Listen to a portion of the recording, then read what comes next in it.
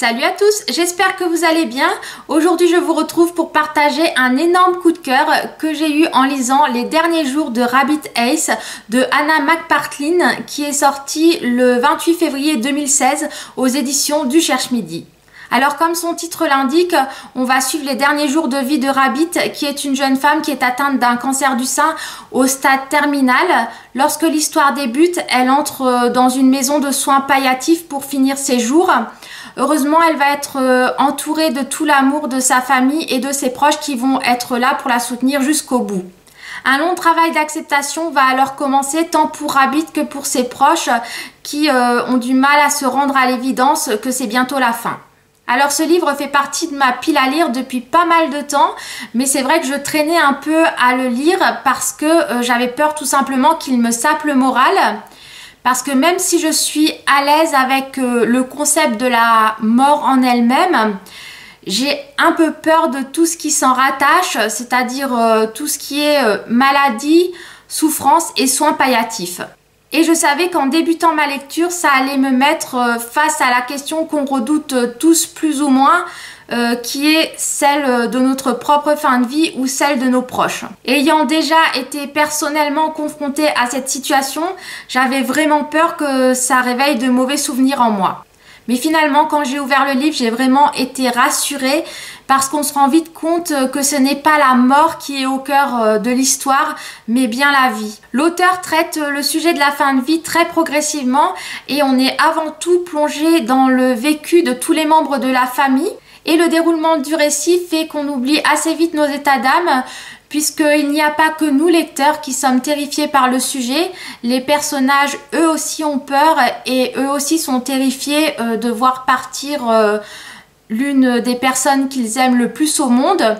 Mais ils avancent lentement sur le chemin de l'acceptation et ils le font d'une telle façon qu'on les suit volontiers et sans crainte. Ils sont tous très attachants, ils nous prennent par la main et finalement nous emportent avec eux dans le tourbillon de leurs émotions. Et attention, par rapport à ce qu'on pourrait penser, c'est loin d'être triste tout le temps. J'ai été d'ailleurs la première surprise à autant sourire pendant ma lecture.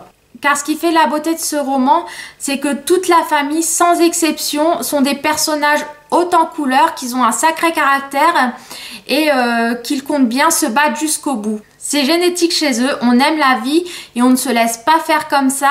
Et c'est d'ailleurs ce qui explique que Rabbit se bat si fort et n'accepte pas son sort si facilement. Jusqu'au bout et même dans les moments les plus difficiles, les moments de souffrance, elle ne va pas perdre son côté positif et son sens de l'humour et ses sarcasmes. C'est vraiment un personnage exceptionnel qui est pleine de vie et elle a beau être consciente de ce qui lui arrive, elle compte bien ne pas se laisser faire. Elle veut vraiment que sa mort soit à l'image de sa vie, c'est-à-dire positive et pleine d'entrain. Et ce qui est génial, c'est que même lors des scènes les plus difficiles, là où la souffrance physique prend le dessus, le récit reste certes poignant, mais n'est jamais angoissant ou trop lourd à supporter, parce que l'on apprend à connaître les maisons de soins palliatifs qui finalement ne sont pas, comme on pourrait le penser, des lieux de mort, mais bien des lieux où l'on célèbre la vie. Ce roman raconte avant tout l'histoire de Rabbit et de ses proches, et au travers de flashbacks, on apprend à connaître mieux leur vécu. On est témoin de tous leurs souvenirs, qu'ils soient heureux ou malheureux, et tout ça est très touchant. En plus, la narration alterne entre tous les personnages et on se rend compte que chacun a sa propre façon d'aborder la situation. Chacun a sa manière personnelle de voir le passé, le présent et le futur. Un futur qui sera de toute façon difficile puisque Rabbit ne sera plus avec eux. J'ai vraiment adoré tous les membres de cette famille, mais j'ai trouvé que ceux qui se démarquaient le plus, c'était les parents de Rabbit et sa fille de 12 ans qu'elle élève seule puisque c'est une mère célibataire. Ses parents sont vraiment ceux qui ont le plus de mal à accepter la situation. Ils vont tout faire pour sauver leur fille. Ils vont même aller chercher des protocoles de soins sur internet et vont jusqu'à faire appel à la religion et à des guérisseurs plus ou moins douteux. La fille de Rabbit, quant à elle, est de loin la plus touchante puisque à peine 12 ans, elle va devenir orpheline. Mais heureusement, elle a hérité de la force de caractère de sa mère et elle va faire preuve d'une grande maturité. Donc voilà, j'ai adoré ce roman qui aborde le sujet de la fin de vie avec beaucoup de justesse. Rabbit et son entourage sont des personnages extrêmement attachants et leur force de caractère et leur façon très positive de voir les choses font que cette histoire est extrêmement belle malgré sa fin tragique. Et cette lecture m'a appris que face à la mort, il n'y a pas de mode d'emploi universel.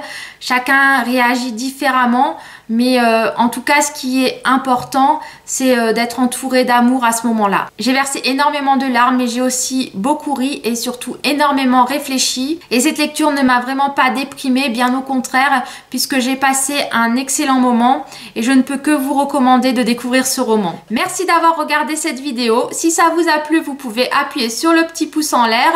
Vous pouvez également me laisser un commentaire et vous abonner pour ne louper aucune de mes nouvelles vidéos. Je vous dis à très bientôt sur ma chaîne. En attendant, prenez soin de vous. Ciao, ciao!